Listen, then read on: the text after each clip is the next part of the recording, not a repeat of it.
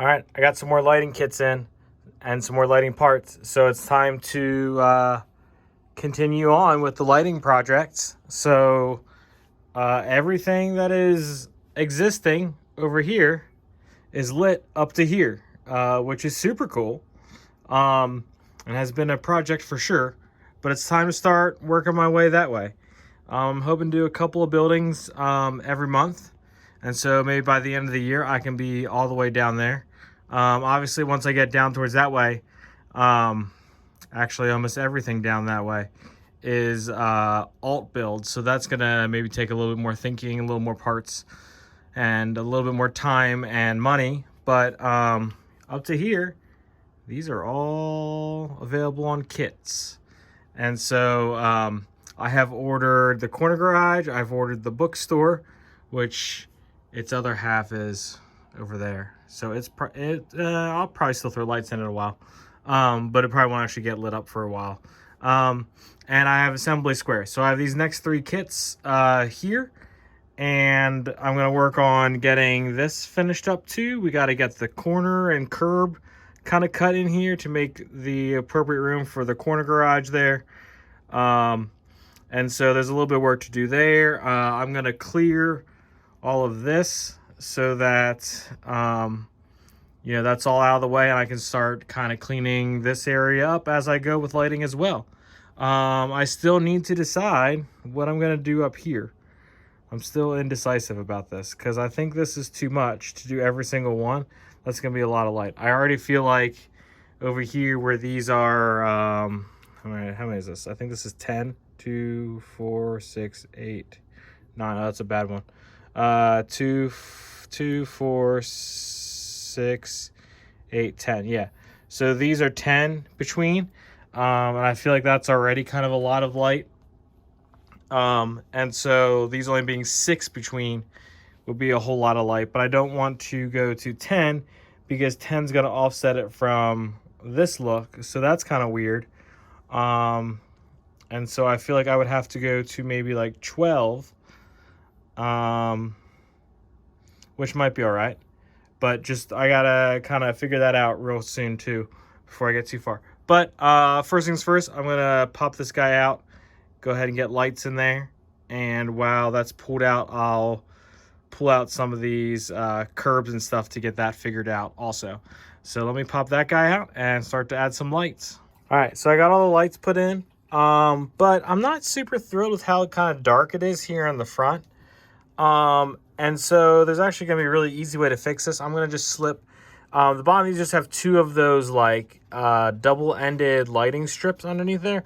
So I'm just gonna add 1 more in this area, 1 more in this front area, and call it done.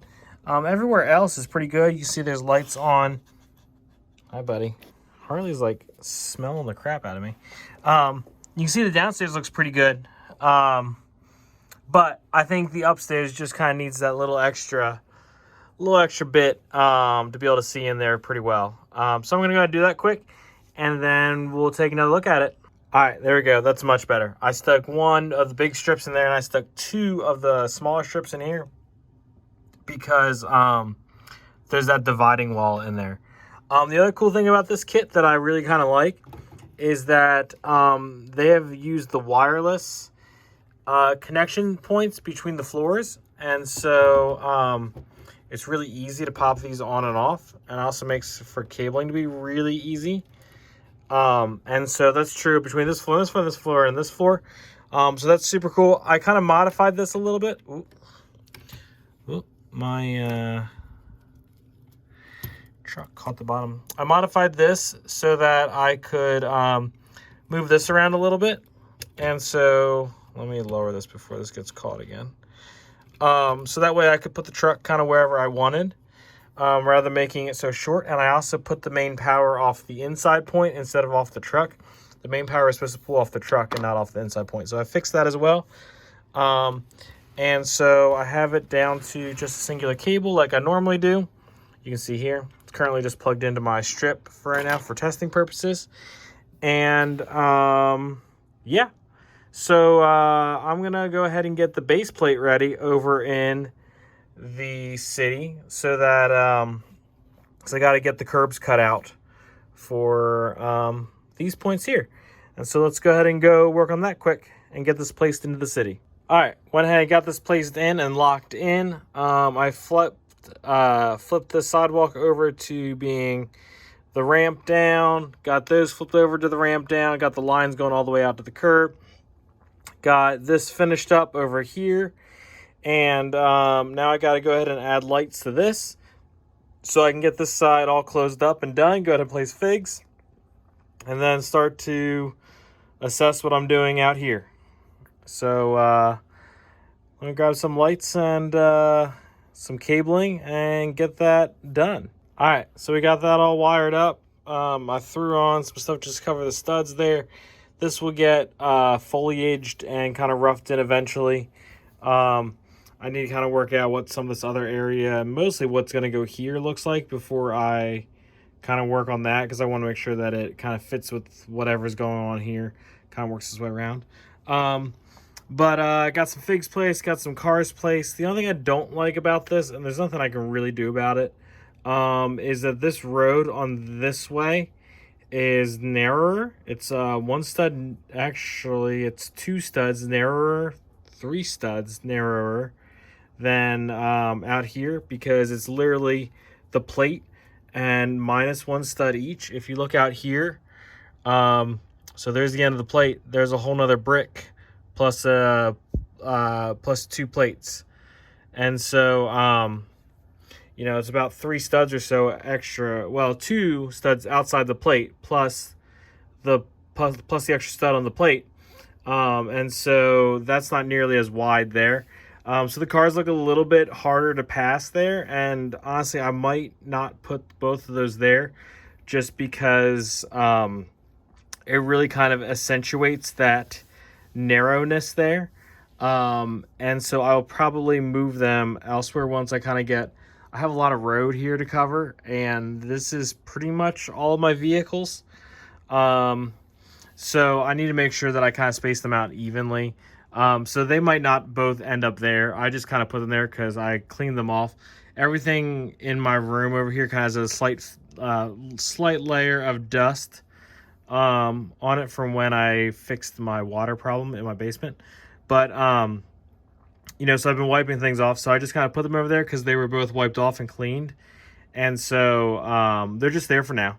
I will probably light them as well, and I still need to kind of figure out how I want to manage all of that, because that's going to be a whole lot of cordage, and the vehicles are going to be kind of stuck there, and so I got to kind of think through that as well.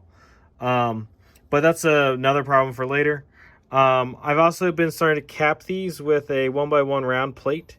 I think that just kind of looks good, and it also keeps the bleed from coming up. So I need to do that for down there at some point. And then I threw these cones here. Originally, you know, this was going to be the design over here, pre-lighting situation. And so now that I'm lighting, I'm just trying different things. And this was idea number 1, because I've just got a bunch of cones in black. Not sure I love it. I would like to see the like Technic ball. I think it's technically the ball joint, but just like the little ball stuck on top in black. So I need to maybe order a handful of those at some point just to kind of see what that looks like. Because I like the 6 interval thing. I like the columns lining up with the columns. You know, I like all that. So I just got to kind of figure out what works for the overall look of it and what it looks like, you know, all the way down, because it's a long row of stuff. So I want to make sure that it works well. I'm not going to light these up yet because I don't want to have to pull all of this out just to plug in 2 things. But I will light this all up once I get the other ones done. So I have the bookshop next, and then I got Assembly Square. So I'll probably do those the next couple days and get those lit, and then start working on getting this figured out and getting the rest of this cleaned up. My goal is by the end of next week to have up through here cleaned, because that's where my lighting kits stop.